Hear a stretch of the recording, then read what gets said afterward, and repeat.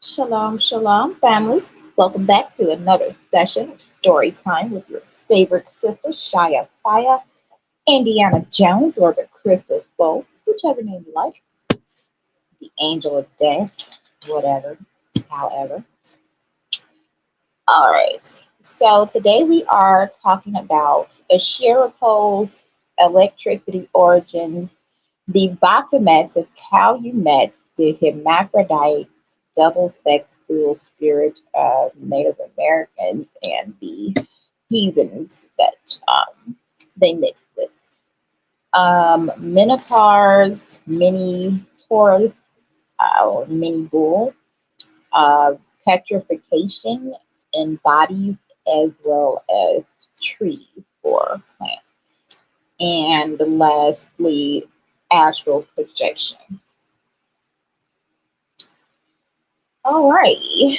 So because when I looked up um, the Baphomet, the first thing that popped up was what is it? The movie The Shining. So it says in the final scene of The Shining of 1980, when the camera zooms in on a photo of Jack Torrance, um, can be seen in the Baphomet pose that was used in religious satanic statues. Okay, and what was that guy's name? Terrence Howard. It's something about the names and the inversion of names, forwards and backwards, backwards and forwards, double speak, and things of that nature. I'm actually going to wait on that, and we're going to talk about the Asherah pose first. Keep it in order. Okay. So, what is an Asherah pose?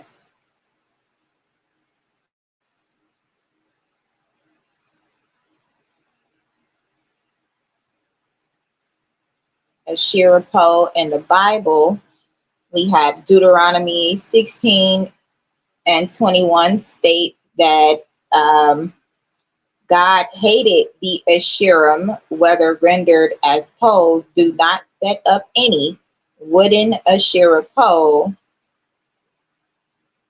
Okay, let's just read the whole thing. The wooden Asherah pole beside the altar you build to the Lord your God as living trees. You shall not plant any tree as an Asherah beside the altar of the Lord your God, which you shall make. An Asherah pole is a sacred tree or pole that stood near Canaanite religious locations to honor the goddess Asherah. The relation of the literary references to an Asherah and archaeological finds of Judean pillar figurines has engendered a literature of debate.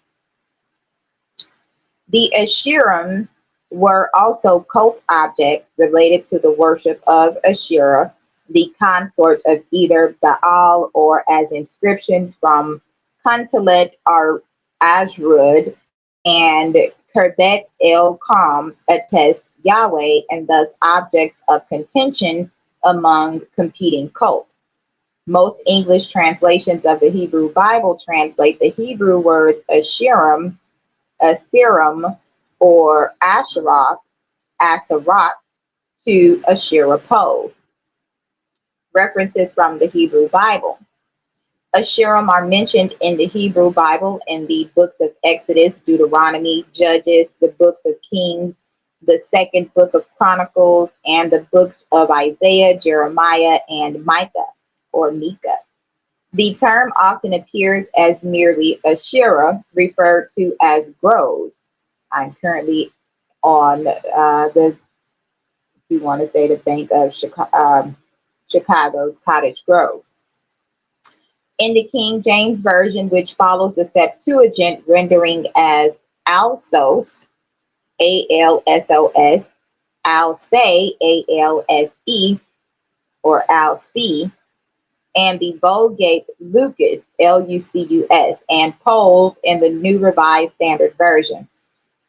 No word that may be translated as Poles appear in the text. Scholars have indicated, however, that the plural use of the term English Asherah, translating Hebrew Asherim or Asherot, provides ample evidence that reference is being made to objects of worship rather than a transcendent figure. The Hebrew Bible suggests that the poles were made of wood. In the 6th chapter of the book of Judges, God is recorded as instructing the Israelite judge Gideon to cut down an Asherah pole that was next to an altar to Baal. The wood was to be used for a burnt offering. That Asherahs were not always living trees is shown in 1 Kings 14:23. There are Asherim beside every luxuriant tree. However, the record indicates that the Jewish people often departed from this ideal. For example, King Manasseh placed an Asherah pole in the Holy Temple, 2 Kings 21:7. King Josiah's reforms in the late 7th century BC included the destruction of many Asherah poles, 2 Kings 23:14. Exodus 34:13 states, break down their altars, smash their sacred stones, and cut down their Asherim or Asherah poles. Asherah poles in biblical archaeology. Biblical archaeologists have suggested that until the 6th century BC, the Israelite peoples had household shrines, or at least figurines of Asherah, which are strikingly common in the archaeological remains. Thus, the pro-Yahweh prophets and priests were the innovators, while Asherah worshippers were the traditionalists. Joan E. Taylor suggests the temple menorah's iconography can be traced to representations of a sacred tree, possibly based on the form of an Asherah, perhaps one associated in particular with Beth-El or Beth-El, Illinois. However, Rachel Hatch-Lilly finds this hypothesis unlikely. Raphael Patai identified the pillar figurines with Asherah in the Hebrew goddess. The purpose. So far, the purpose of Asherah poles are unknown. Due to its role in Iron Age Yahwism, some suggest they were embodiments of Yahweh himself. Evidence for the latter includes pro-Yahweh kings like Jehu not destroying Asherah poles, despite violently suppressing non-Yahweh cults. In addition, the Yahweh inscription Kontelet Ashrud in the Sinai Peninsula pairs Yahweh with Asherah. Scholars believe Asherah is merely a cultic object or temple, but others argue that it is a generic name for any consort of Yahweh. Ronald Hindale argues a middle ground is possible, where the Asherah pole is a symbol of the eponymous goddess, but is believed to be the mediator between the worshiper and Yahweh, where she becomes the effective bestower of blessing. Stephanie Anthonios says that early references to Asherah poles in the Bible, Deuteronomy 16:21-22, were built on the awareness that Yahweh had a consort from the perspective of many Israelites. With the exception of Deuteronomists, many Near Easterners believe symbols and cult images like the Asherah pole were reflections of the divine and the divine themselves in their anthropomorphized forms. Okay, so the Hebrew goddess. The Hebrew Goddess is a 1967 book by Jewish historian and anthropologist Raphael Patai, in which the author argues that historically the Jewish religion had elements of polytheism. especially the worship of goddesses and a cult of the mother goddess. Earlier themes, Raphael Patai's first exploration of this theme was in his 1947 book, Man and Temple, an Ancient Jewish Myth and Ritual, New York, Nelson, where he cites textual evidence that was not repeated in his later works.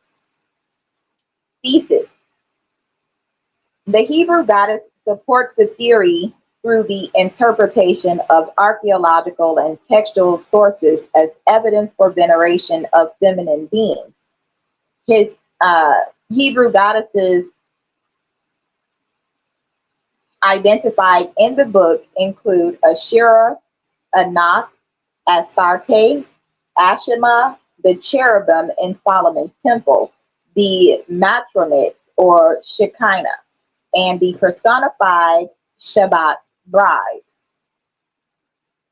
The later editions of the book were expanded to include recent archaeological discoveries and the rituals of unification, or the Yeshudim, which are to unite God with his Shekinah. The later editions of the book were expanded to include recent archaeological, the identification of the pillar figurines with Asherah in this book was the first time they had been identified as such. A third enlarged edition was published in 1990 by Wayne State University. Okay.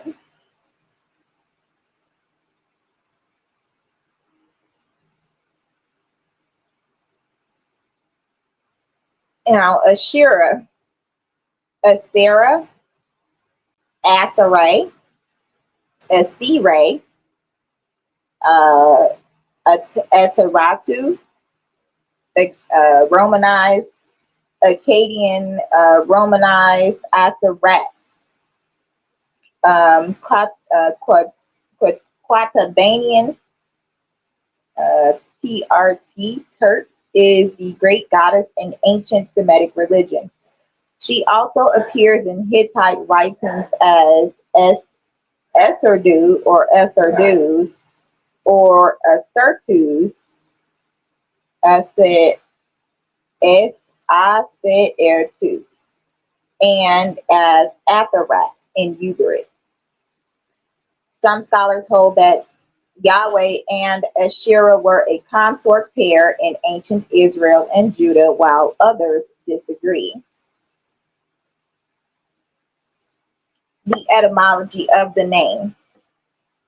Some have sought a common noun meaning of her name, especially in Ugaritic appellation Rabat Atharat Yam, only found in the Baal cycle, but a homophone's meaning to an Ugaritian doesn't equate an etymon, especially if the name is older than the Ugaritic language. There is no hypothesis for Rabat Atharat Yam without significant issues, and if Asherah were a word from Ugarit, it would be pronounced differently. The common Northwest Semitic meaning of SR is king, prince, ruler. The Northwest Semitic root TR, Arabic, means tread. So senior meaning king, okay? So grammar. The OT ending of Asherah is found 3 times in the Tanakh, with I am Asherim making up the great majority.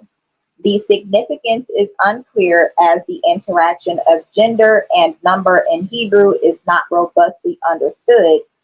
Not all scholars find Hebrew references with final T plural. Archaic suffixes like atu, atu, a, or I became Northwest Semitic at at, or long a, latter written ah in transcription. This is merely terminally alternate spellings like Asherat and Asherah reflect contextual rather than existential variation. Her titles often include QDS, or holy, or Alat, Ba'alat, or Babat, all meaning lady or goddess. Any QNYTILM, creator of the gods, not any. And so the interpretation. Due to certain ambiguities and surviving attestations of Asherah, whether she is to be considered a deity or a symbol is not universally agreed upon. While some consider Asherah to be a defined deity, others call her a mere cultic object. DeVoe says Asherah was both, and Winter says the goddess and her symbol should not be distinguished altogether. Beside the obvious connections between goddesses, who sometimes cannot be distinguished, some scholars have found an early link between Asherah and Eve, based upon the coincidence of their common title as the mother of all living in Genesis 3 and 20, through the identification with the Hurrian mother goddess Hebat, Hebat. Olin notes that Eve's original name, Hawa, is cognate to Hawa, an attested epithet of Tanit/Asherah in the first millennium BCE. Other scholars dispute the connection between Tanit and Asherah and between Asherah and Eve. A Phoenician deity, Hawat, is attested in the Punica Tabella de Fictionis.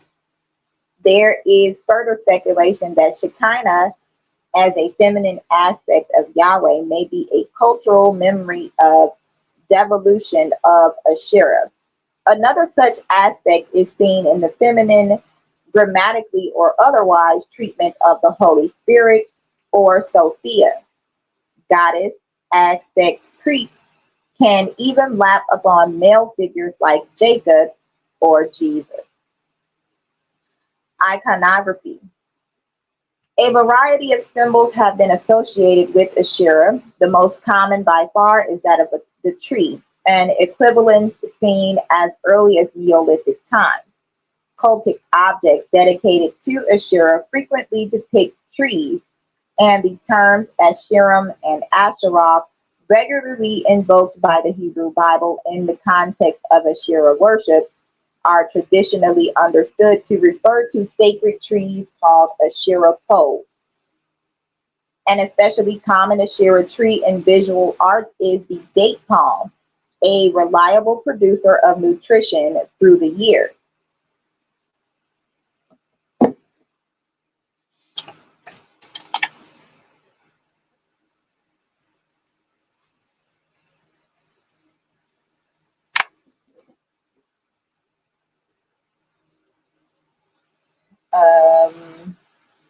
Some expect living trees, but Olin sees a stylized non-living palm or pole. The remains of a juniper tree discovered in a 7,500-year-old grave site in Eilat has been considered an Asherah tree by some.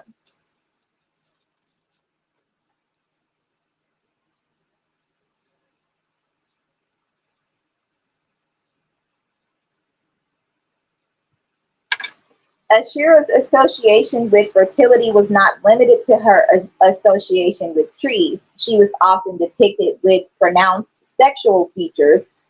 Idols of Asherah, often called Astarte figurines, are representative of of Asherah as a tree, in that they have bodies which resemble tree trunks, while also further extenuating the goddess's connection to fertility in line with her status as a mother goddess.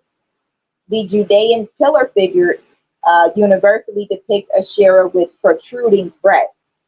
Likewise, the so-called Revidim Asherah is rife with potent, striking sexual imagery. Depicting Asherah suckling two smaller figurines and using both of her hands to fully expose her vagina. Okay. Many times, Asherah's pubis area was marked by a concentration of dots indicating pubic hair, though this figure is sometimes polysemically understood as a grape cluster. The womb was also sometimes used as a nutrix symbol, as animals are often shown feeding directly, if a bit abstractly, from the pubic triangle. Remarking on the Lachish earware, Hestron noted that in a group of other pottery vessels found in situ, the usual depiction of the sacred tree, flanked by ibixes or birds, is in one goblet replaced by a pubic triangle flanked by ibixes. The interchange between the tree and the pubic triangle prove, according to Hestron, that the tree symbolizes the fertility goddess Asherah. Hestron draws parallels between this and representations of Hathor as the sycamore tree goddess in Egypt, and suggests that during the period of Egyptian rule in Palestine, the Hathor cult penetrated the region so extensively that Hathor became identified with Asherah. Other motives in the ewer, such as a lion, fallow deer, and ibixes, seem to have a close relationship with the iconography associated with her.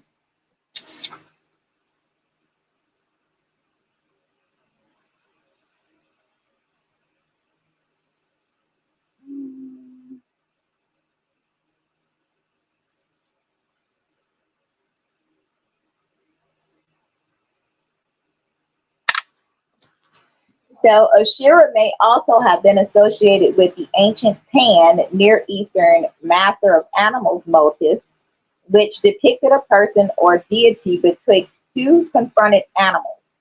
According to Delu, depictions of a divine mistress of lions motive are almost undoubtedly depictions of the goddess Asherah. The lion is made a ubiquitous symbol for goddesses of the ancient Middle East that was similar to the dove and the tree. Lionesses figure prominently in Asherah's iconography, including the 10th century BC Ta'anat cult stand, which also includes the tree motif. A Hebrew arrowhead from the 11th century BC bears the inscription "Servant of the Lady Lion," of the Lion Lady. The symbols around Asherah are so many, 8+ pointed star, caprids, and the like, along with lunisolar, arboreal, floric, serpentine, that a listing would approach meaninglessness as it neared exhaustiveness. Freble's 1,000-page dissertation ends enigmatically with the pronouncement, "There is no genuine Asherah iconography."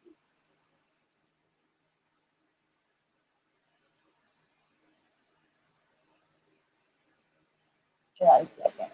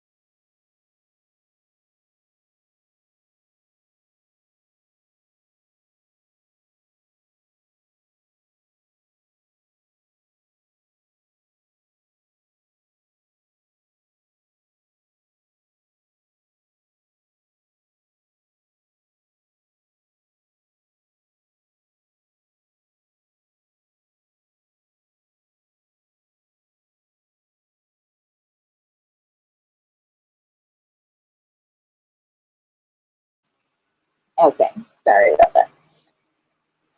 So, by region, Sumer, an Amorite goddess named Ashratum, is known to have been worshipped in Sumer. Her Amorite provenance is further supported by her status as the wife of Mardu Amarum, the supreme deity of the Amorites. A limestone slab inscribed with a dedication made by Hammurabi to Ashratum is known from Sippar.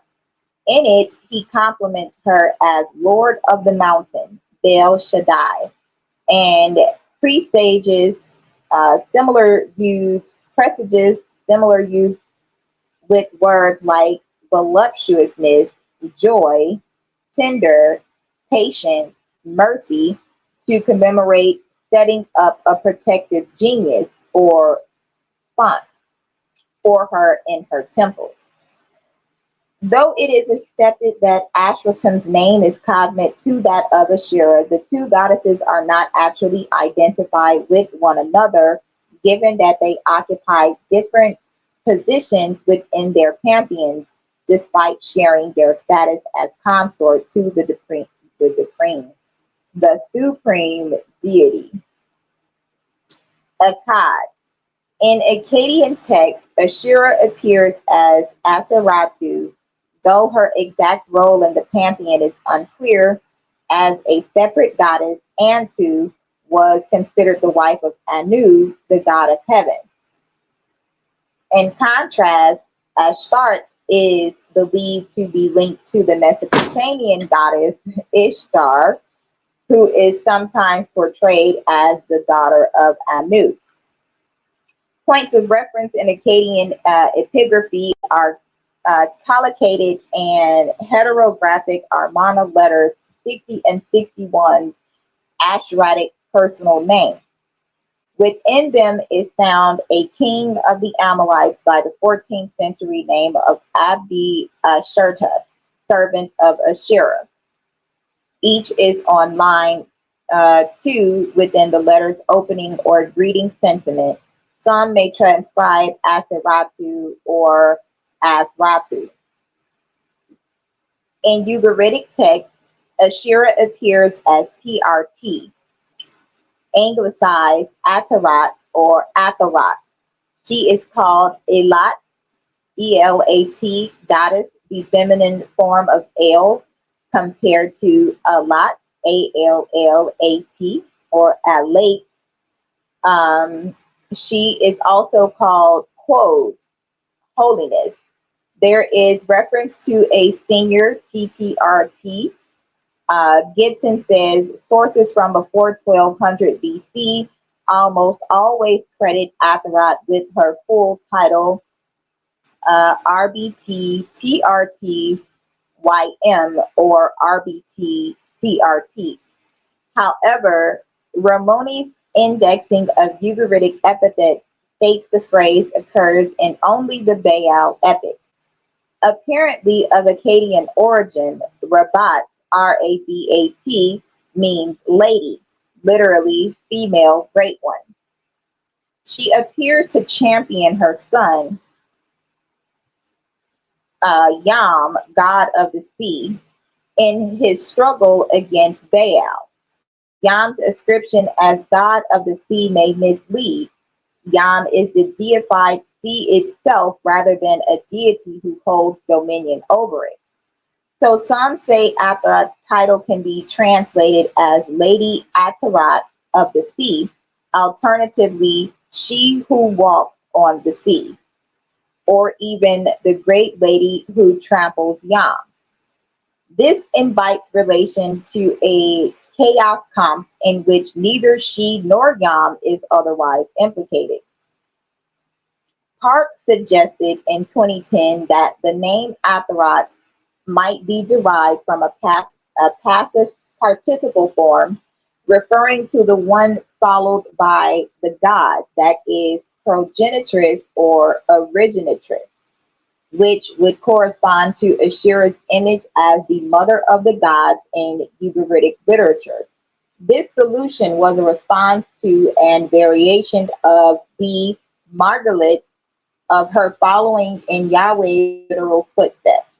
A less generous estimation, nonetheless, supported by Dulat's use of the Ugaritan word in an ordinary sense. Binger finds some of these risibly imaginative and unhappily falls back on the still problematic interpretation that YM may also mean day. So, Lady Asherah of the day, or more simply, Lady Day. The common Semitic root YWM for reconstructed Proto-Semitic Yam, YAWM, from which derives the Hebrew meaning day, appears in several instances in the Masoretic text, with the second root letter W having been dropped and in a select few cases replaced with an A-class vowel of the Nikud, resulting in the word becoming yam or yam.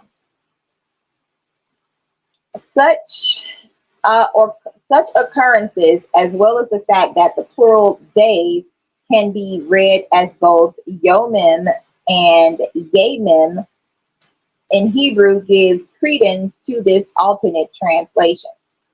Another primary epithet of Atharat was QNYT ILM, which may be translated as the creator of deities. In those texts, Atharat is the consort of the god El. There is one reference to the 70 sons of Atharat, presumably the same as the 70 sons of El. Among the Hittites, this goddess appears as Aserdu or Aserdus or Asertus, the consort of El Kun Ursa.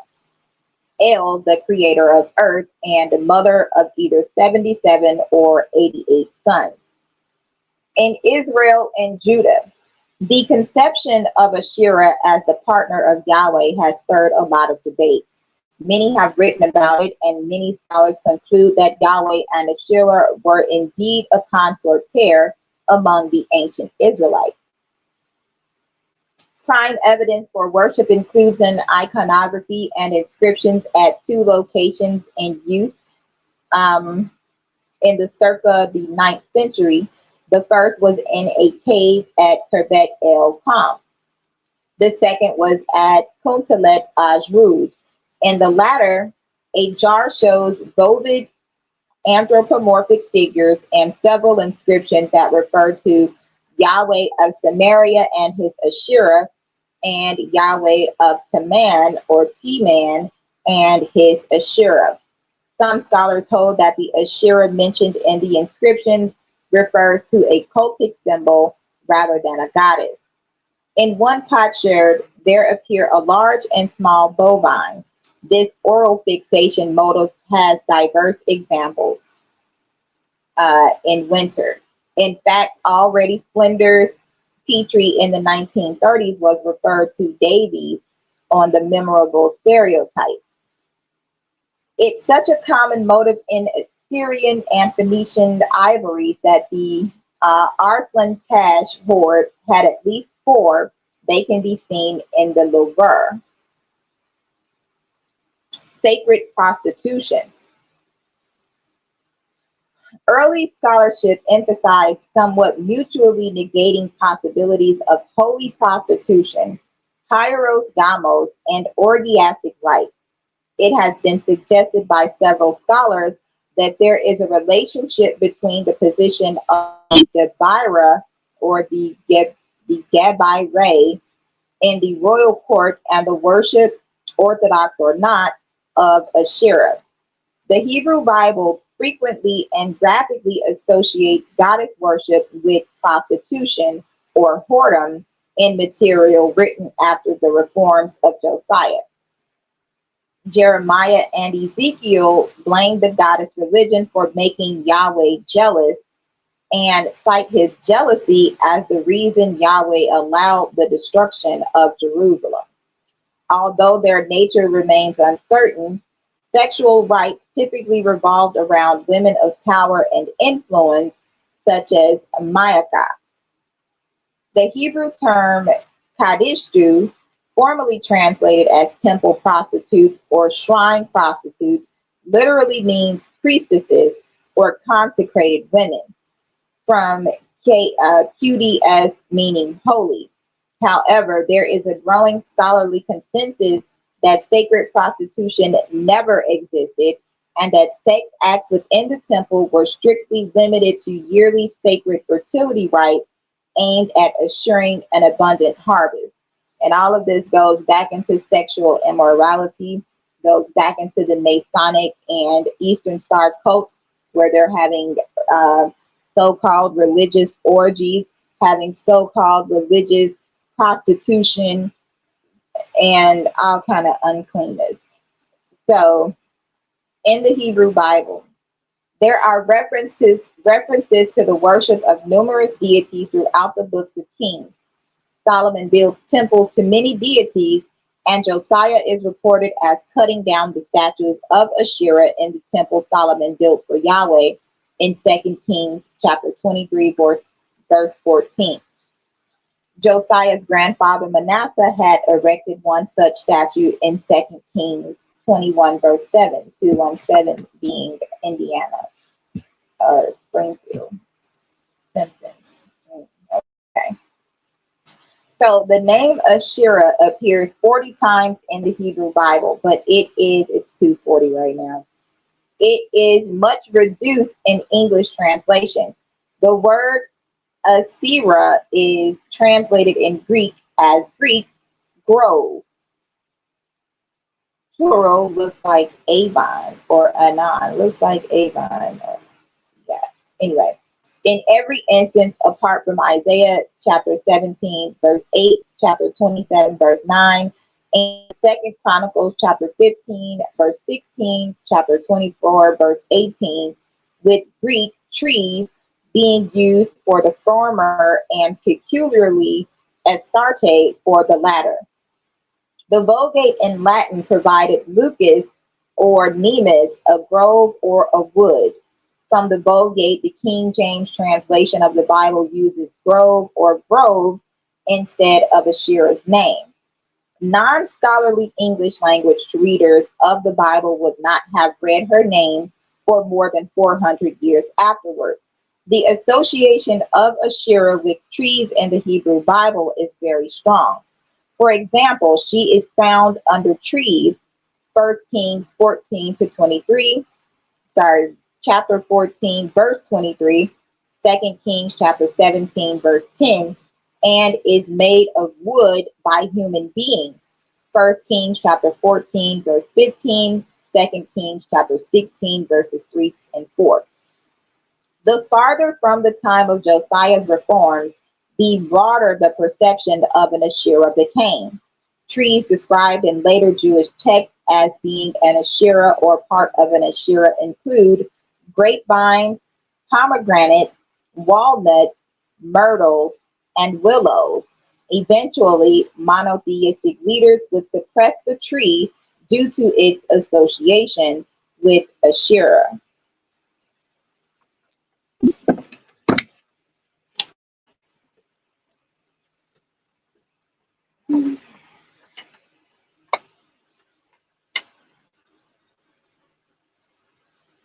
I heard it through the grapevine. Makes me heart is gonna be down. I heard it through the grapevine.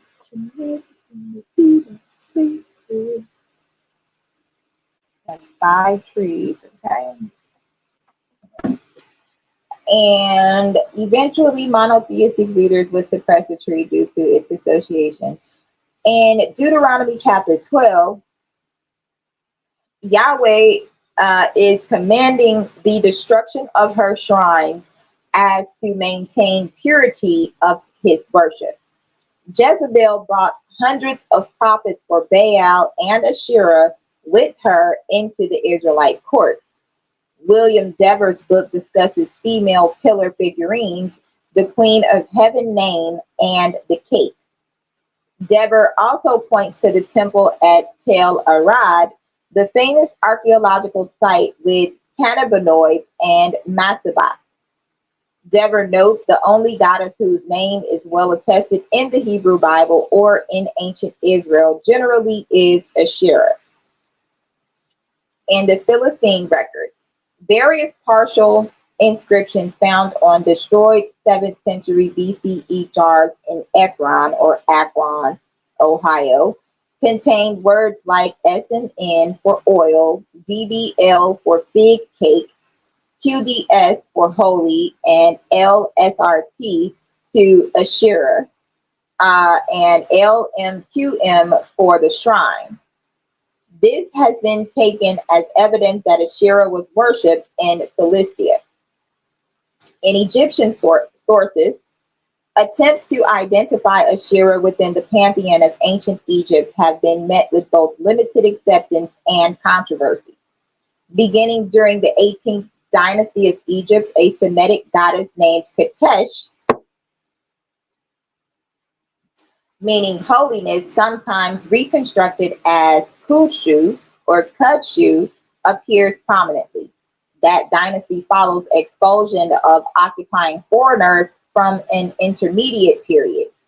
Rene Dussart suggested a connection to Asherah in 1941.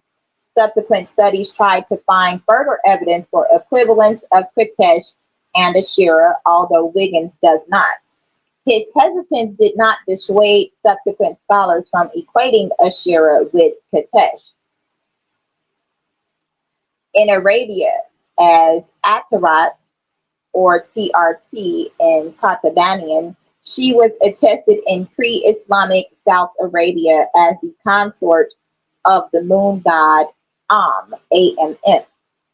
One of the Tima stones, CIS 2113, discovered by Charles Huber in 1883 in the ancient oasis of Tima, northwestern Arabia, and now located at the Louvre, believed to date to the time of Nabonidus' retirement there in 549 BC. Bears an inscription in Aramaic that mentions Selem of Maram, Singale, and Asherah as the deities of Tima. It is unclear whether the name would be an Aramaic vocalization of the Ugaritic Atarat or a later borrowing of the Hebrew Asherah, or similar form. In any event, Watkins says the root of both names is a Proto-Semitic TRT. Pritchard excerpts dimension WSNGL SYRWSYRIHYTYM and differs on the root's meaning. The Arabic root TR, as in atar, meaning to trace, is similar in meaning to the Hebrew asar, ASAR, indicating to tread, used as a basis to explain Asherah's epithet of the sea as she who treads the YN, or the sea. Asherah survived late in remote South Arabia as seen in some Common Era Qatabanian and Makinian inscriptions. Okay, so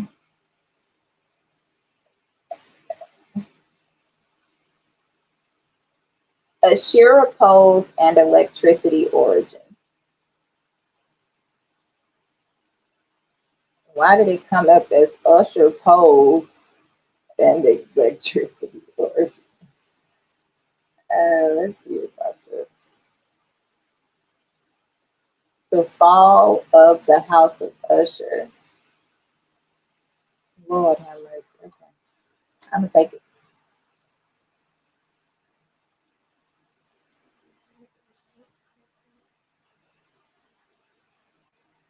What is this? if it's a fly and I gotta kill him. Beelzebub. Go on and sit down. Yeah, you scared, ain't you? Know you're gonna die, don't you? Mhm.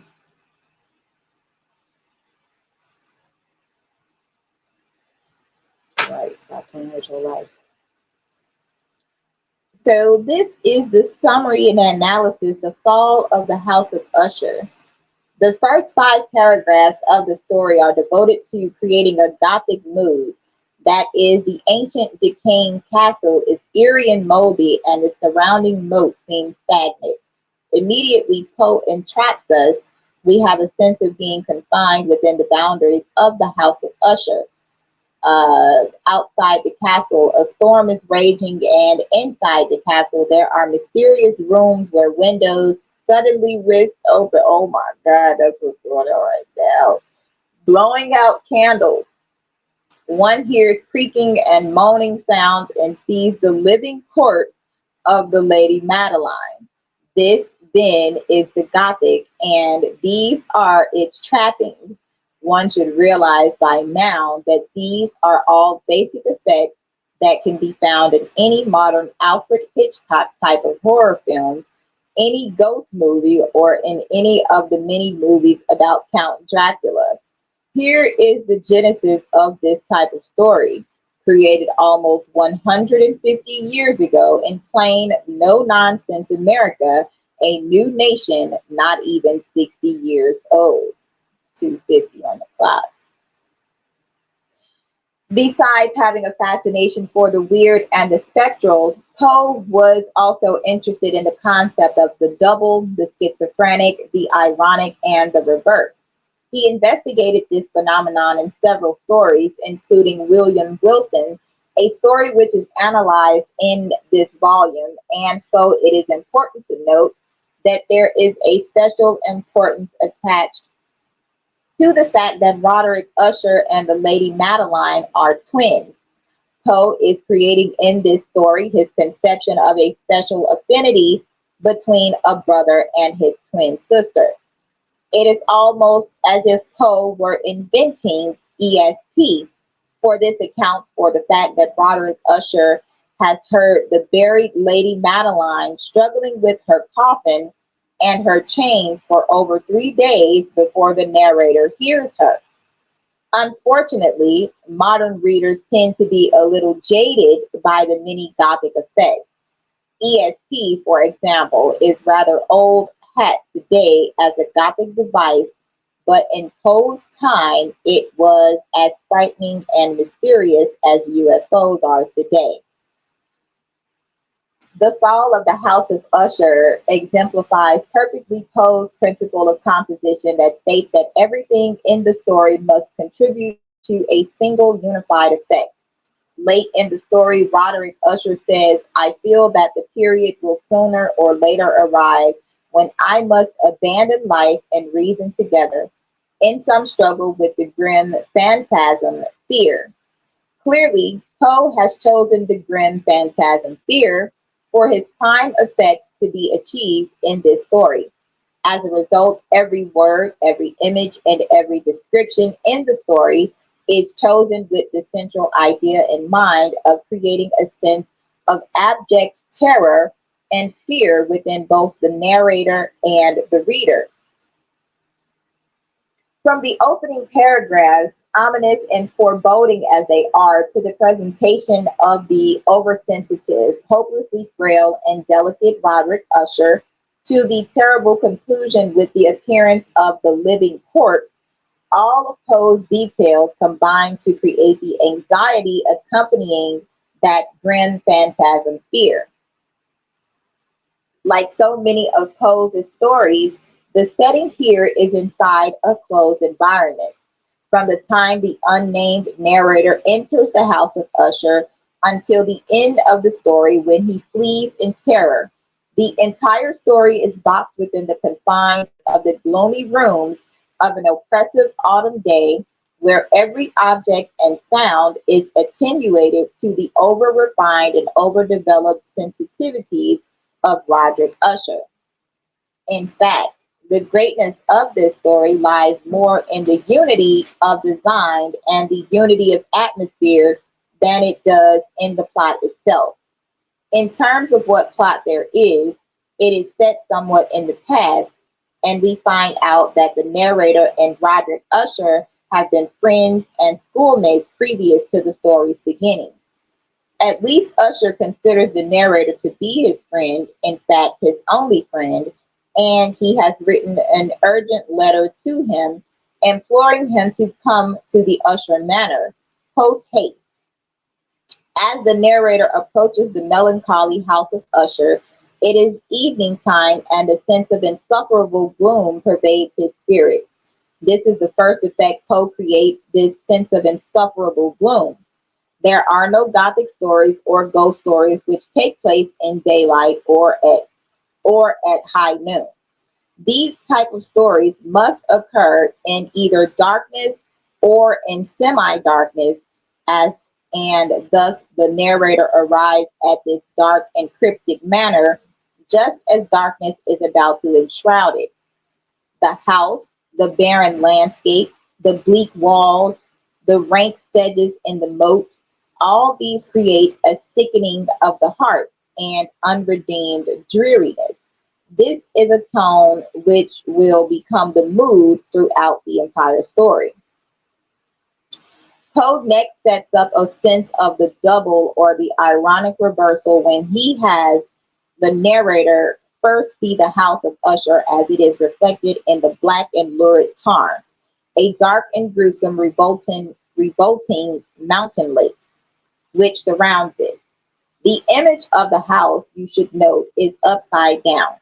At the end of the story, the house of Usher will literally fall into this tarn and be swallowed up by it. And even though Poe said in his critical theories that he shunned symbolism, he was not above using it if such symbolism contributed to his effect. Here, the effect is electric with mystery. He says twice that the windows of the house are eye-like and that the inside of the house has become a living body, while the outside has become covered with moss and is decaying rapidly. Furthermore, the ultimate fall of the house is caused by an almost invisible crack in the structure, but a crack with which the narrator notices. Symbolically, this is a key image. Also central to this story is that fact that Roderick and Lady Madeline are twins. This suggests that when he buries her, he will widen the crack or fissure between them. This crack or division between the living and the dead will be so critical that it will culminate ultimately in the fall of the House of Usher.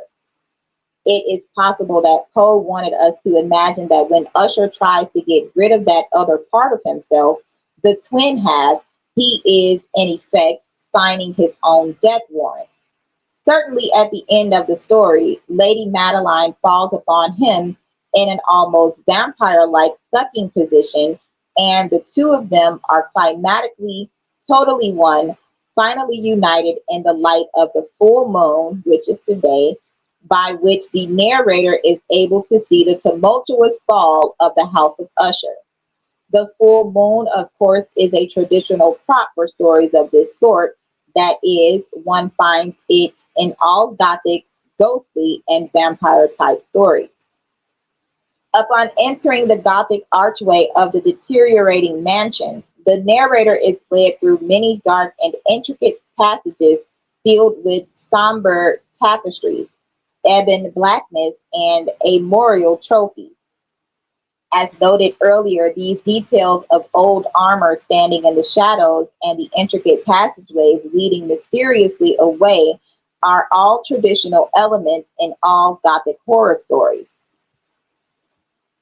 Over everything, Poe drapes his atmosphere of sorrow and irredeemable gloom. He evokes his primary effect. We sense that some fearful event will soon transpire. When the narrator sees Roderick Usher, he is shocked at the change in his old friend. Never before has he seen a person who looked so much like a corpse with a cadaverousness of complexion. Death is in the air.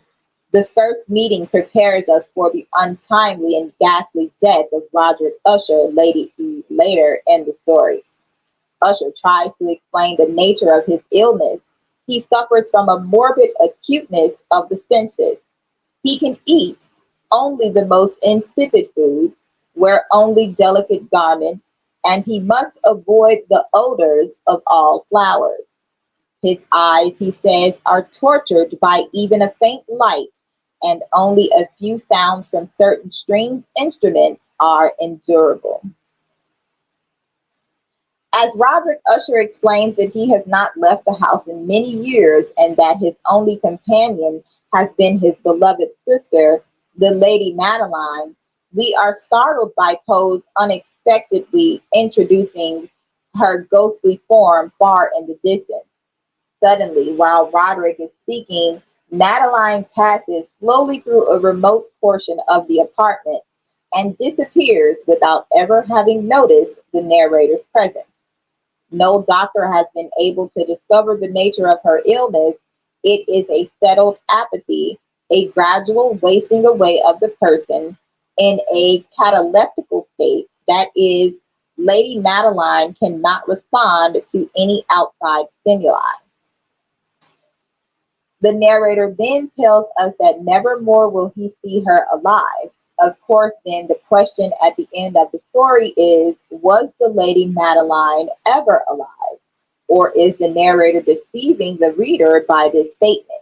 Or is the narrator, Roderick Usher and the narrator speak no more of the Lady Madeline. They pass the days reading together or painting, and yet Usher continues to be in a gloomy state of mind. We also learn that one of Usher's paintings impresses the narrator immensely with its originality and its bizarre depiction. In, in it is a picture of a luminous tunnel or vault with no visible outlet. This visual image is symbolic of what will happen later. It suggests both the vault that Usher will put his sister into and also the maelstrom that will finally destroy the house of Usher. Likewise, the poem The Haunted Palace, which Poe places almost exactly in the center of the story, is similar to the House of Usher in that some evil things are there influencing its occupants in the same way that Roderick Usher, the author of the poem, seems to be haunted by some unnamed evil thing. After he has finished reading the poem, Usher offers another of his bizarre views. This time, he muses on the possibility that vegetables and fungi are sentient beings. That is, that they are conscious and capable of having feelings of their own. He feels that the growth around the house of Usher has this peculiar ability to feel and sense matters within the house itself. This otherworldly atmosphere enhances Poe's already grimly threatening atmosphere. One day, Roderick Usher announces that the Lady Madeline is no more, quote unquote. He says further that he is going to preserve her corpse for 2 weeks because of the inaccessibility of the family burial ground and also because of the unusual character of the malady of the deceased. These enigmatic statements are foreboding. They prepare the reader for the reemergence of the Lady Madeline as a living corpse.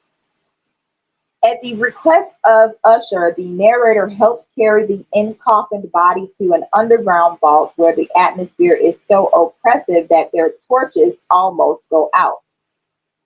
Again, Poe is using a highly effective Gothic technique by using these deep, dark underground vaults lighted only by torches and by having a dead body carried downward to a great depth where everything is dank, dark, and damp.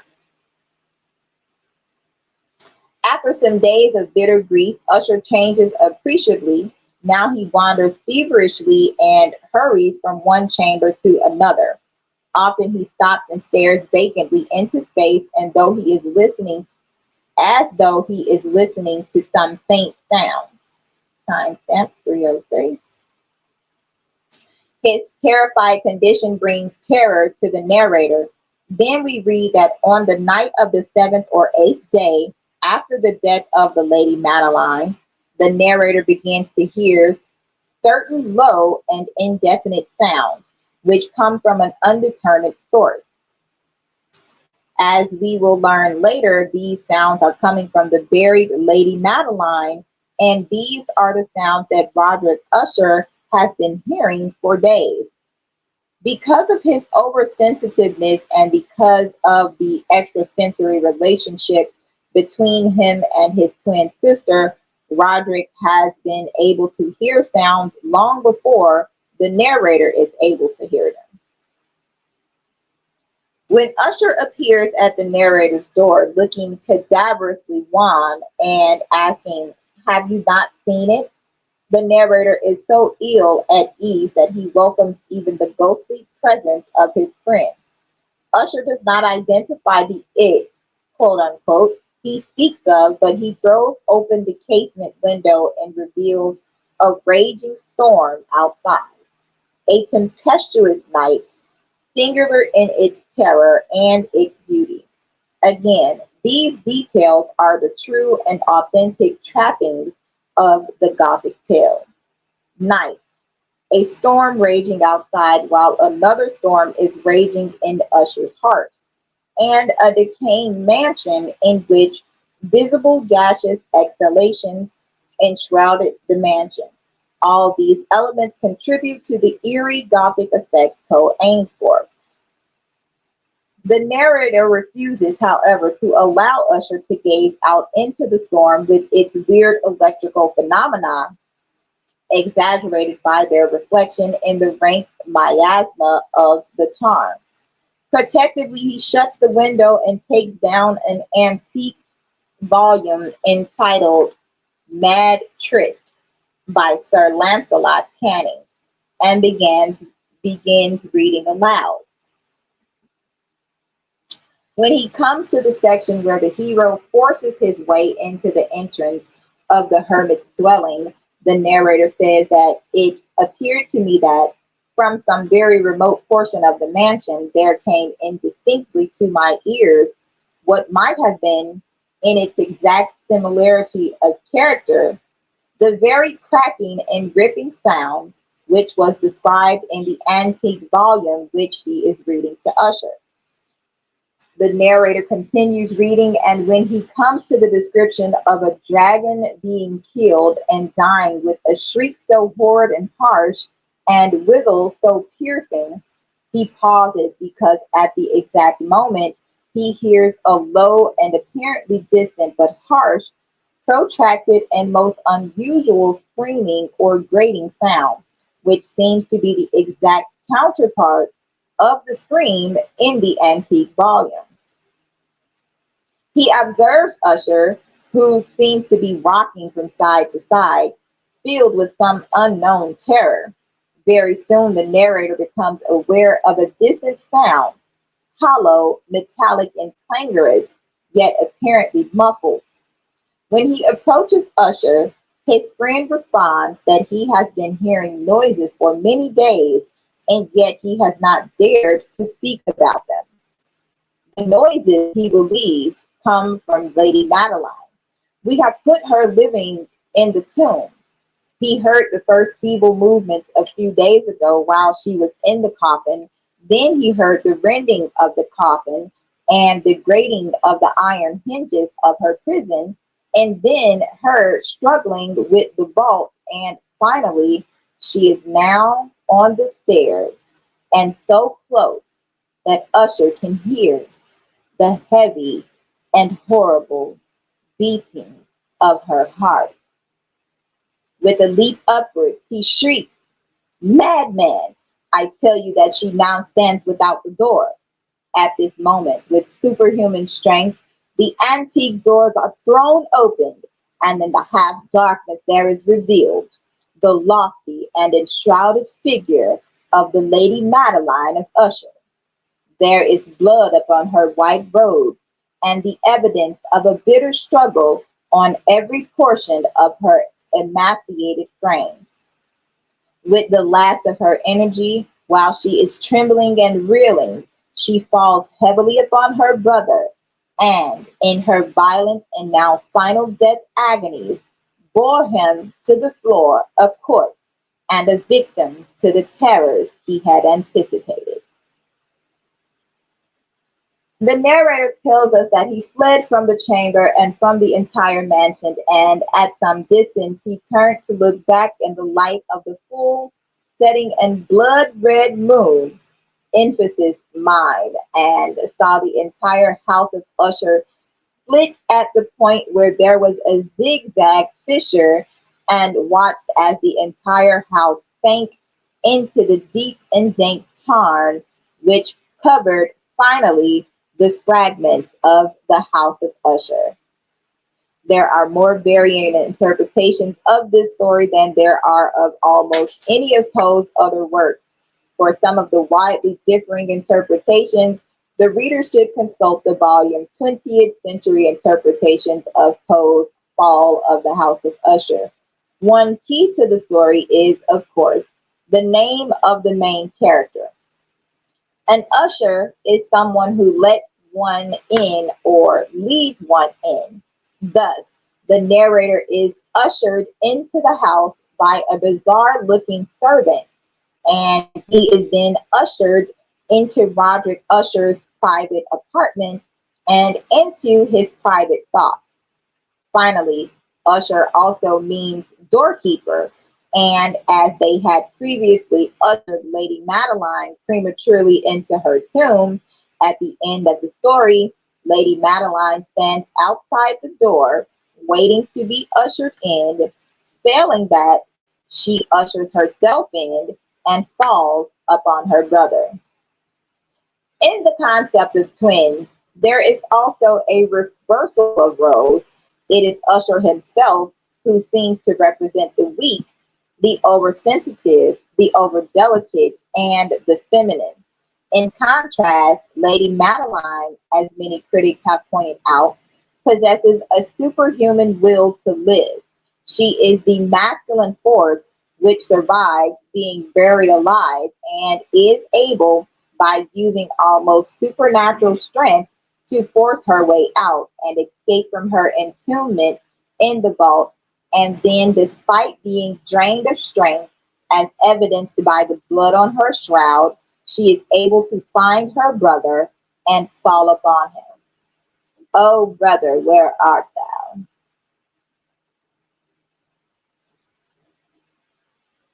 311 on the clock. Mr. Tony the Tiger. Antonio. Another reading of the story involves the possibility that Roderick Usher's weakness, his inability to function in light, and his necessity to live constantly in the world of semi-darkness and muted sounds and colors, is that the Lady Madeline is a vampire who has been sucking blood from him for years. 312. This would account for his paleness and would fit this story in a category with the stories of Count Dracula that were so popular in Europe at the time. In this interpretation, Roderick Usher buries his sister so as to protect himself. Vampires had to be dealt with harshly. Thus, this accounts for the difficulty escaping from her entombment. In this view, the final embrace must be seen in terms of the Lady Madeline, a vampire, falling upon her brother's throat and sucking the last drop of blood from him. The final paragraph supports this view in that the actions occur during the full blood red moon, a time during which vampires are able to prey upon fresh victims. I'm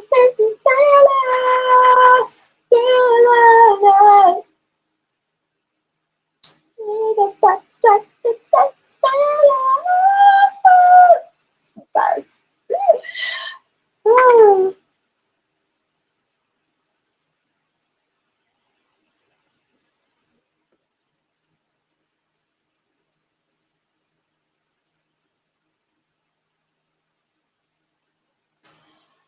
So, at the opposite end of this phantasmal interpretation is the modern day psychological view that the twins represent two aspects of one personality.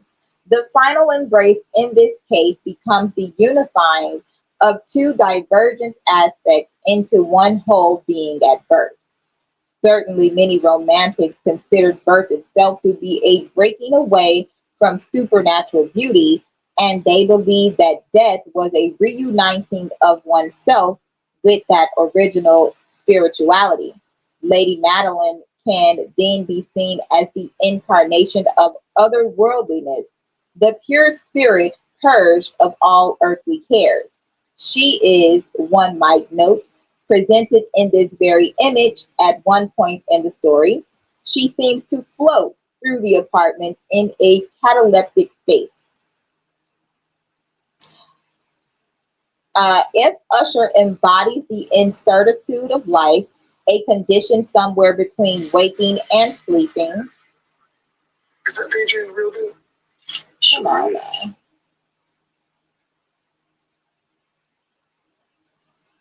A condition somewhere between waking and sleeping. When Lady Madeline embraces him, this embrace would symbolize the union of a divided soul, indicating a final restoration and purification of that soul in a life to come. They will now live in a pure spirituality, and everything that is material in the world is symbolized by the collapse of the House of Usher, the dematerialization of all that was earthly in exchange for the pure spirituality of Roderick Usher and the Lady Madeline.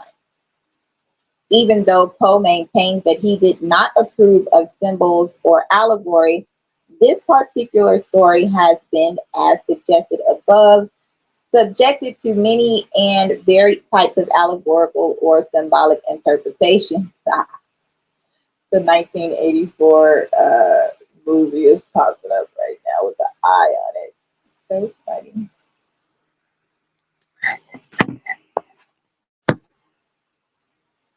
Basically, however, the story still functions as a great story on the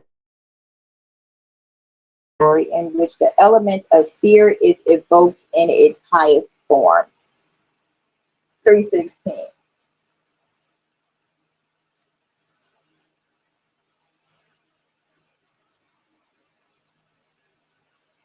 So now let's write it correctly.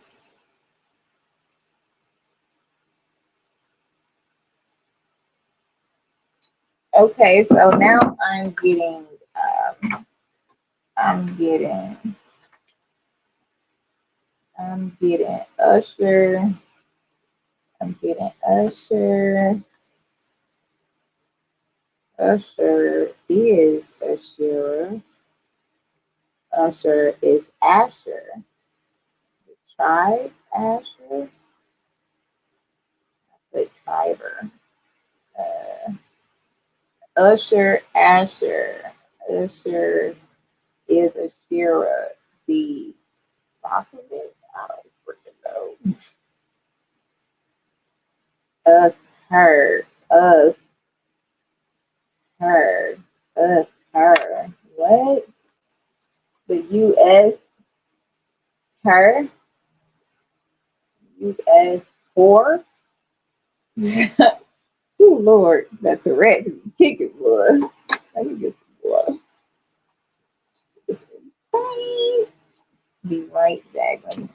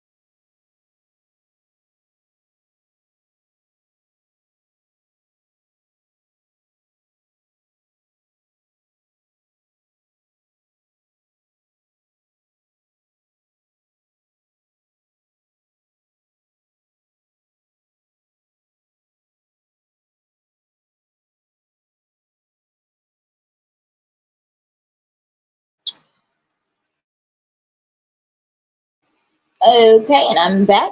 Timestamp 322 for the Skull and Bones Illuminati. All right. Um, Now, Christmas trees equal Asherah post. This is a post on Reddit.com. Da, da, da, da.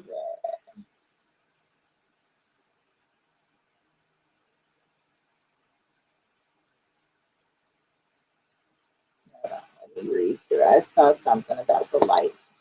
Is it a conifer with lights and tinsel and an angel or star on top and bunches of little glass slash plastic bulbs and maybe candy canes?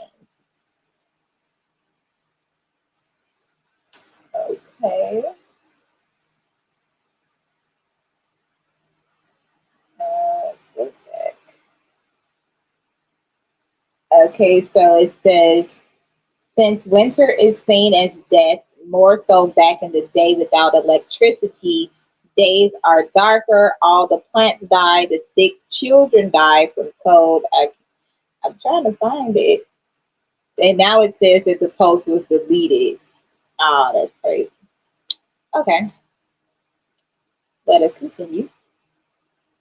All right. So this is a LinkedIn post celebrating the Asherah tree Christmas origins by Dr. James Slobogin. One Holy Nation, A Mystery of History, The Lost Tribes of Israel on Amazon. Chapter 5. Christmas has many different meanings to people around the world. For some, it is a magical and joyful season of the year. For others, it is like a thunderstorm period of sorrow that must be endured. But is it just about buying and giving gifts to our friends and loved ones and telling our children to be good so that a mythical Santa will bring them the toys that they have seen on TV? And what about mindlessly practicing the age old traditions of decorating our homes with trees and lights in our living rooms? Skeptics who criticize these Christian traditions may be called atheists or even Satanists. If you don't join these celebrations, you are called a Scrooge, the villain of the Charles Dickens story, A Christmas Carol. Scrooge is always depicted as an unforgiving, mean old man who hates Christmas because he is greedy. Are we being Scrooged? Bah humbug. But what is the true meaning of bah humbug? The word humbug actually means someone or something that is deceptive or dishonest, a fraud or an imposter. 7-Eleven. To call humbug on something is to say that it is based upon a lie, that it is a scam or hoax by others who would profit from them. Today we would use the phrase you've been punked. Few like such things pointed out to them, especially when it involves a holiday which they have enjoyed since childhood. But Scrooge rightly pointed out significant problems with it. For example, ordering gifts without having the money to pay the bill when it comes. Today, we have to endure the overbearing Christmas commercialization that promotes an orgy of irresponsible spending and debt, the cheesy holiday songs and TV specials, the forced pressure to feel happy that causes serious depression and suicides, and the pure waste of money and energy, electricity for lights, wrapping paper, cards, and healthy trees that are destroyed, etc. Are we being punked or Scrooged? We wasted 1.04 billion on Christmas trees in 2015, National Retail Federation survey data for 2015. But is it only atheists that object to these festive Christmas traditions? Did the early church celebrate Christmas? Did Jesus command his followers to celebrate his birthday every year by decorating Christmas trees in our homes? Bible scholars will emphatically say no. Then where did these customs originate?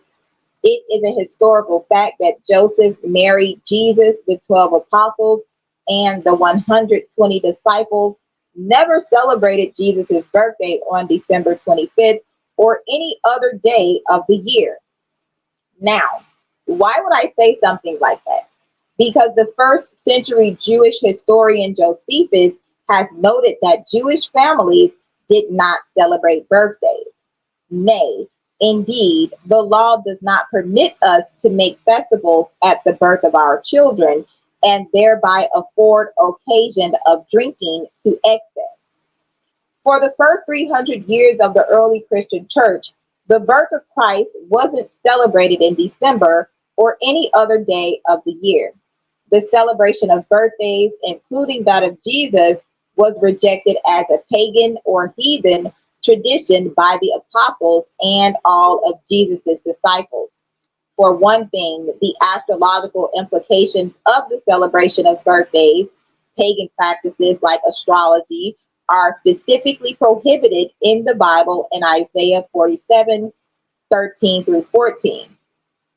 In addition, Christians for the first 3 centuries did not want to be associated with the many pre-Christian pagan religions that honored their sun god's birthday on the 25th of December. See the following 7. The Babylonian sun god Tammuz birth was celebrated on December 25th, Ezra 8:14. The Persian sun god Mithra birth was celebrated on December 25th. The Egyptian sun god Ra birth was celebrated on December 25th. The Greek sun god Dionysus birth was celebrated on December 25th. The Greco-Syrian sun god Adonis birth was celebrated on December 25th. The Roman sun god Sol Invictus's unconquered sun birth was celebrated on December 25th. And the Hindu sun god Surya birth was celebrated on December 25th. Now, the guy that I was just dating from Memphis, his brother Christopher was born on December 25th, and he has freckles, very light skin. Okay. Now, 3:30 on the clock. Sun worship appeared in nearly every pagan religion in the world. The ancient polytheistic religions increasingly consolidated their pantheons of deities under a single sun god and celebrated all their birthdays during the winter solstice, which was December 25th in the Roman calendar. This allowed Constantine and Roman bishops their cunning introduction of sun worship and paganism into Christianity to make Jesus their new sun god by celebrating his birthday on December 25th. Solstice, quote unquote, Christmas trees, are they Christian or pagan? They cut a tree out of the forest and a craftsman shapes it with his chisel. They adorn it with silver and gold. They fasten it with hammer and nails so it will not totter. Like a scarecrow in a cucumber field, their idols cannot speak. They must be carried because they cannot walk. Jeremiah 10:4. That's the teaching. Now, did the early church, first 300 years of Christianity, celebrate the winter solstice by cutting down a tree from the forest, bringing it into their homes, and decorating it? No way. It was forbidden. For example, the 2nd century theologian and early church father Tertullian condemned those Christians who celebrated the winter festivals or decorated their houses with laurel boughs in honor of the emperor. Let them over whom the fires of hell are imminent affix to their trees laurels doomed presently to burn. To them, the testimonies of darkness and the omens of their penalties are suitable.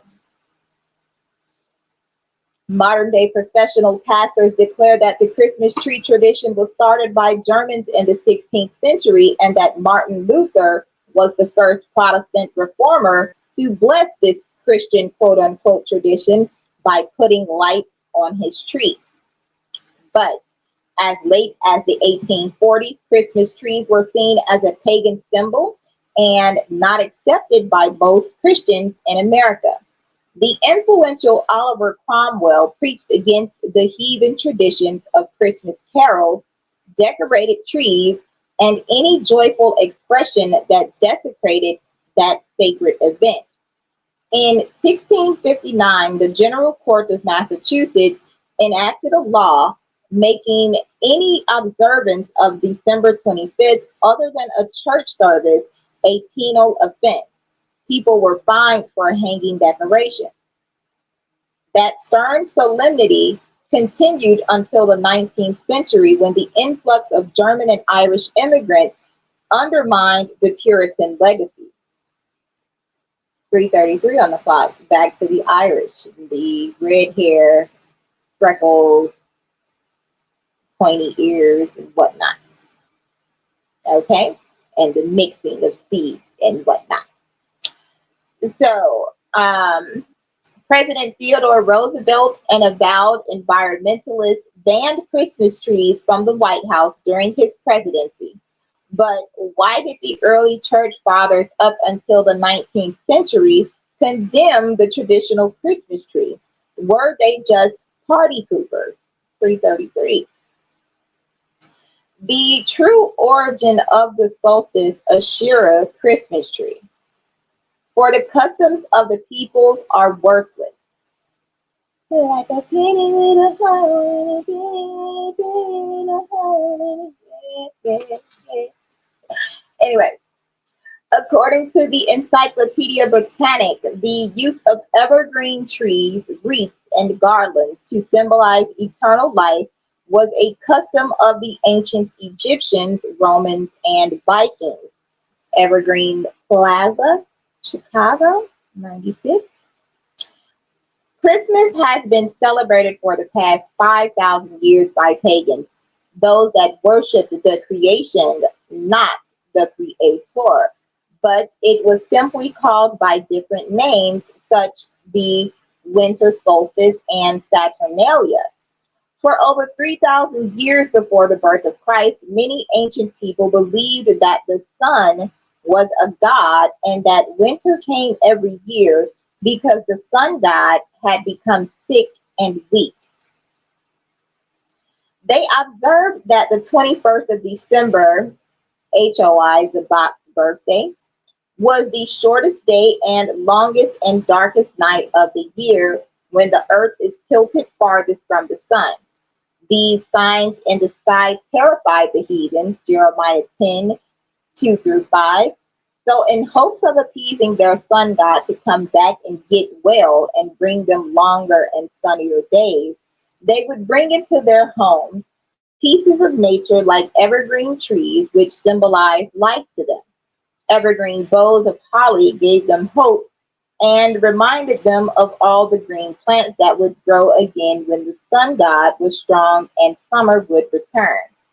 Holly grove, Hollywood. In Northern Europe, the mysterious Druids, the priests of the ancient Celts, also decorated their temples with evergreen boughs as a symbol of everlasting life. The Celtics, green, the Greens, Greenwood Avenue, 336 on the clock. Okay. The Vikings in Scandinavia thought that evergreens were the special plants of the sun god Balder. All right, there you go for the baldies. Baldies. Calm your head. Put some grease on it. Shine you up like a bowling ball.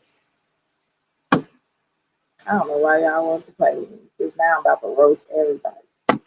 Everybody getting roasted. Check on my plant-based sausage.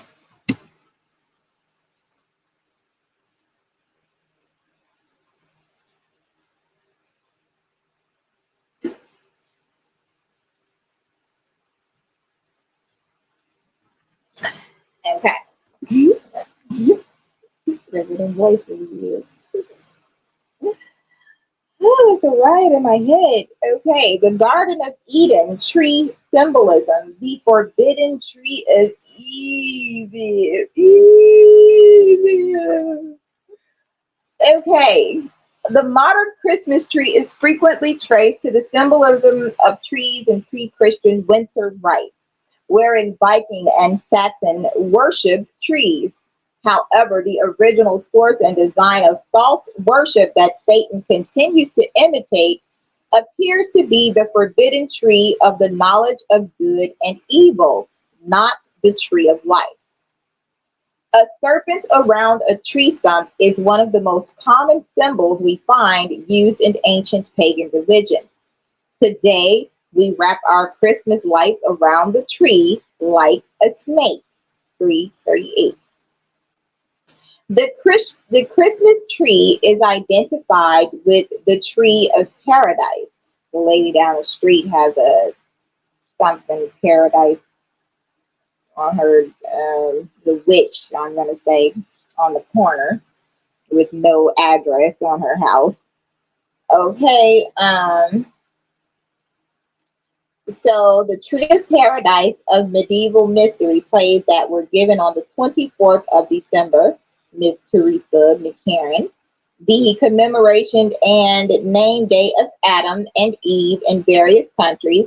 In such plays, a tree was decorated with apples to represent the forbidden fruit. Apples actually represent wisdom. Apples were later replaced by round objects such as shiny red balls. Now, why balls?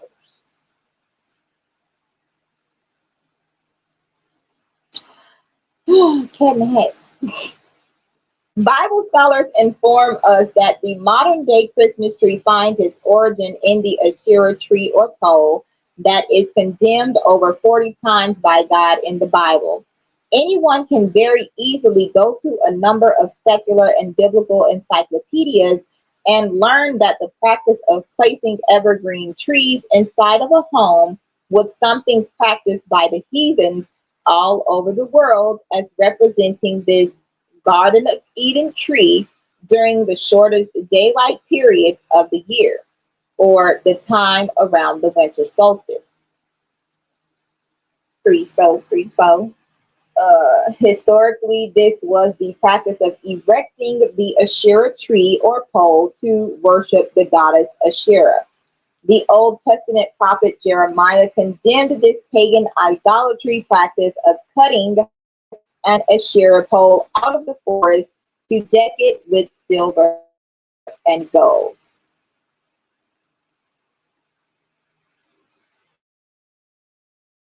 We went over her, but we're just read it again. So, according to the New International Version Bible's commentary, Asherah is most often identified as the chief female goddess of the Canaanites and the mistress of the sun god Baal. The goddess Asherah, Ishtar, or Easter, is also known in the Bible as the Queen of Heaven, and is worshipped as Artemis by the Ephesians in the New Testament book of Acts. Her worship glorified sex and war and was accompanied by male temple prostitution.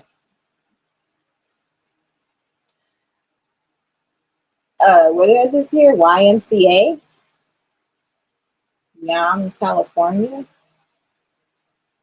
Anyway. Baal was also the god of fertility, and worship of Baal included sacred prostitution, whether male or female. In the temples of Corinth, Christian farmers were visiting temple priestesses who represented the fertility or sex gods. By having sex with these prostitutes, they believed their fields would be more fertile for their crops to grow. This is why the Apostle Paul warns against having sex with temple prostitutes.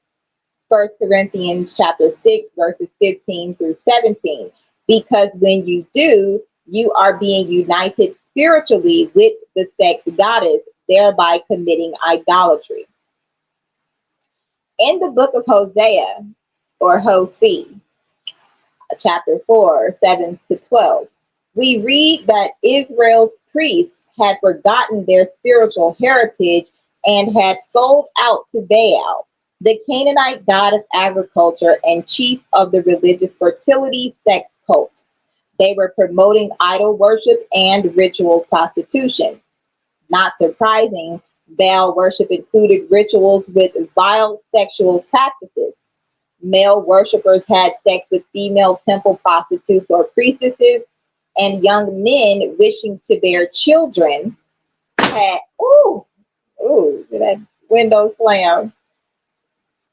Young women wishing to bear children had sex with male priests. Many of Baal's faithful followers, Israel's priests, taught that the arid region's life-giving rain is Baal's semen. So they tried to stimulate Baal to shower the earth by having ritual sex with shrine and temple prostitutes. Some scholars speculate that this reenacted the consummation of Baal's celestial marriage to the goddess Asherah. This is why God's prophet Elijah prophesied a drought, no rain, for several years, challenging 850 of Baal's and Asherah's prophets in 1 Kings 18, verse 19. Asher is a Hebrew term meaning happy, ending, or merry. This term was modified and became the word Asherah, 2 Kings 23, 4 through 7. Was this just an isolated incident? No. There are over 40 verses in the Old Testament where God is commanding his prophets to take down this Christmas, quote, Asherah tree. For example, God also ordered Moses, Exodus 34 and 14 is 344 right now.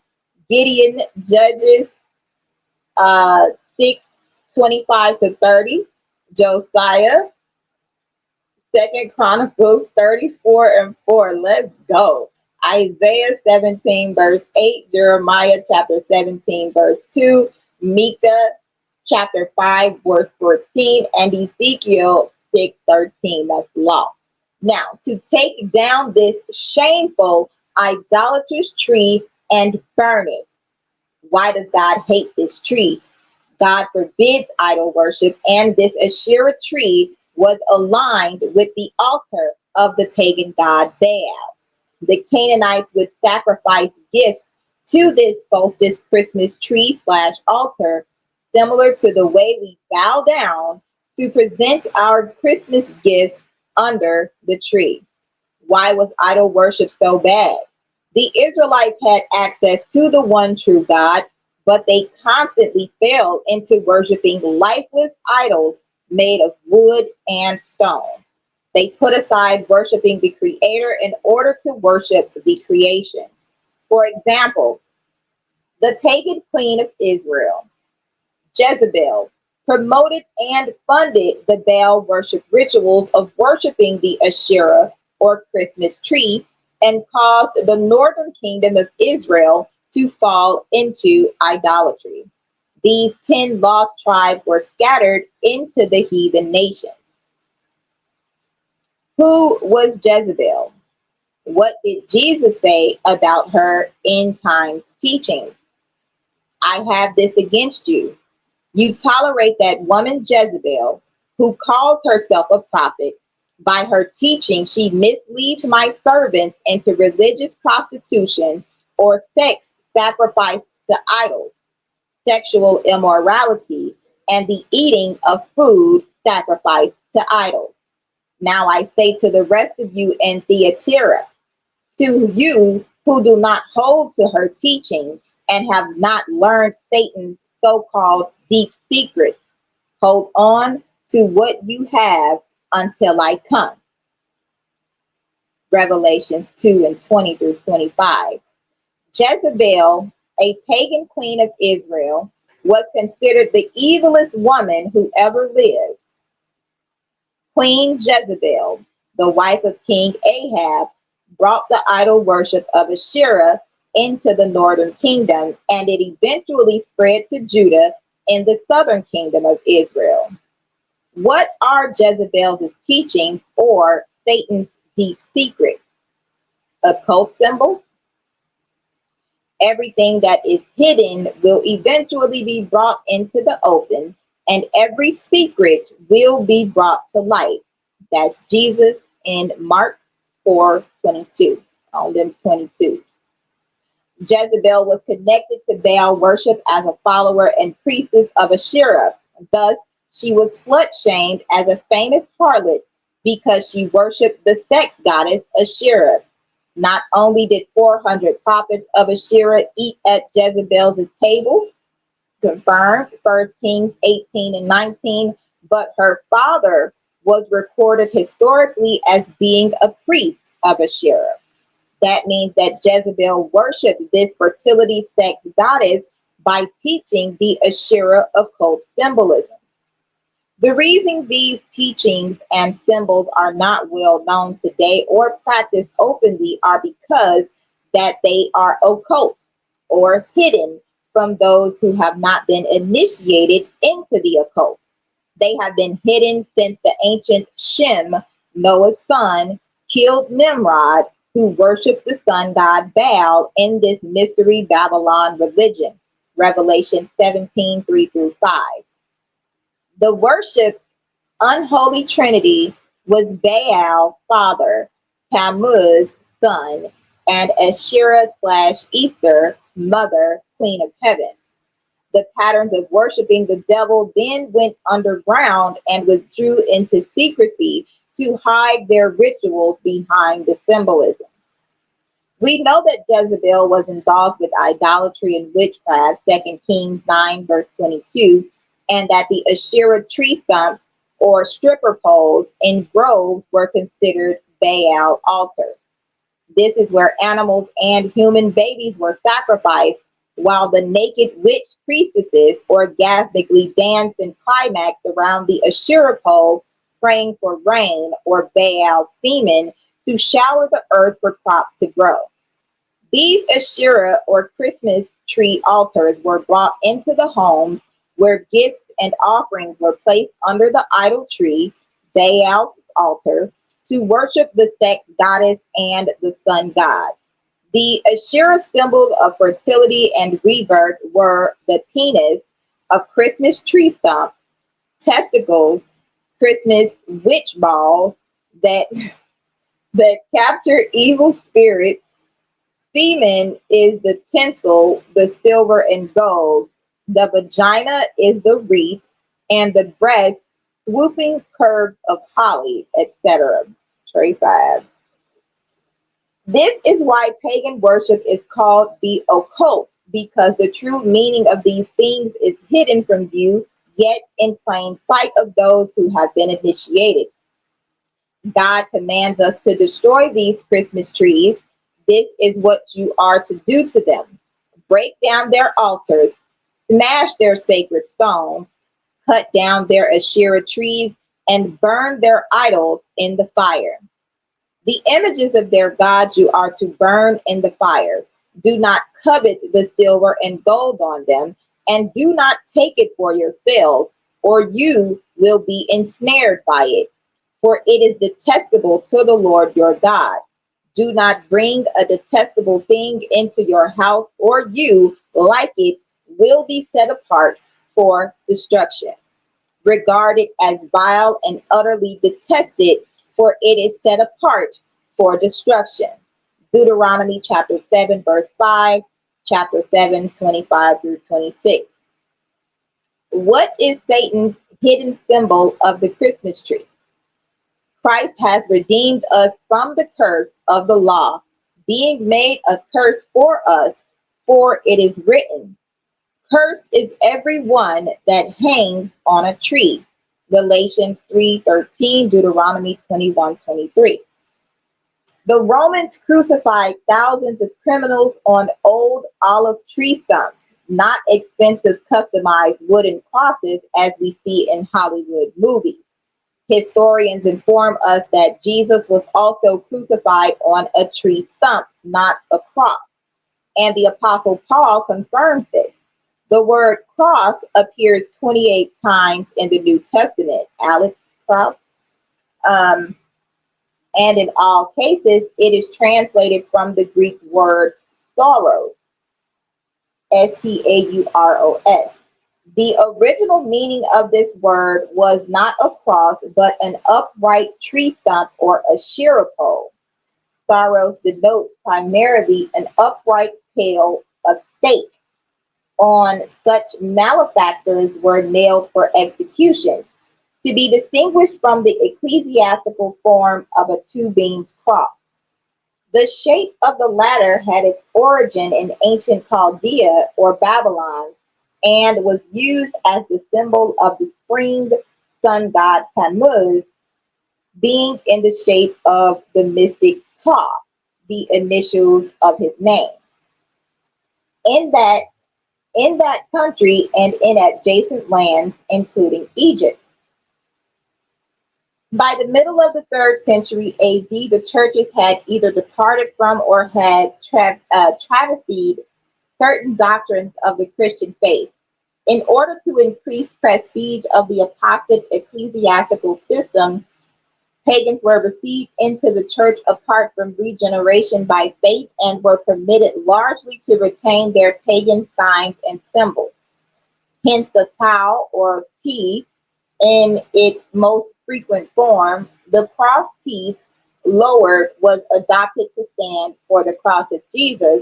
Renowned Bible scholar W.E. Vine in his expository dictionary of New Testament words. The early church never used the cross as a symbol for Christianity because it was a Babylonian pagan symbol for the sun god Tammuz, Ezra 8 and 14.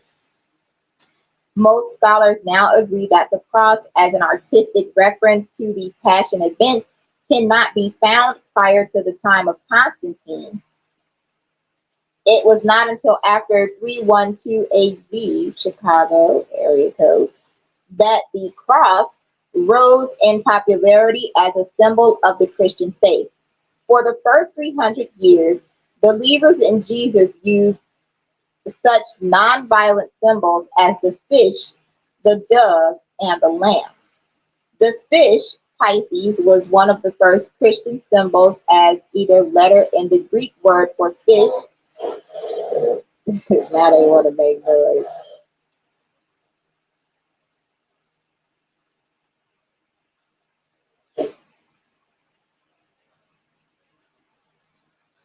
The fish, ichthys, represented another word for Jesus, I, Jesus, CH, Christ, TH, God, U, Son, S, Savior.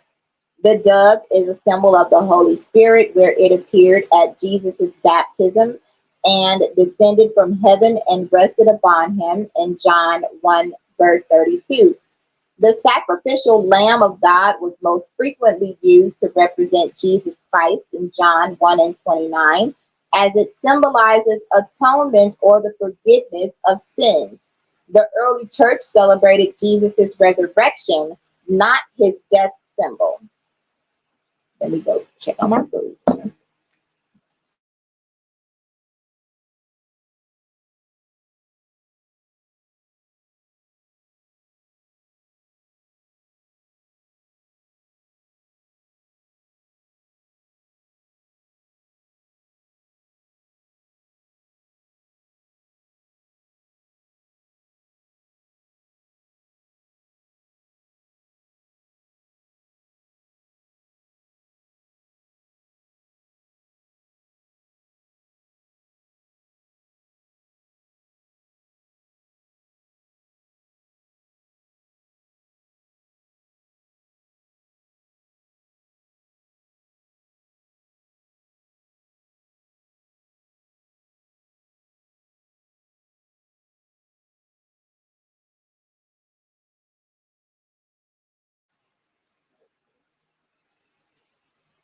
Okay, now comedians.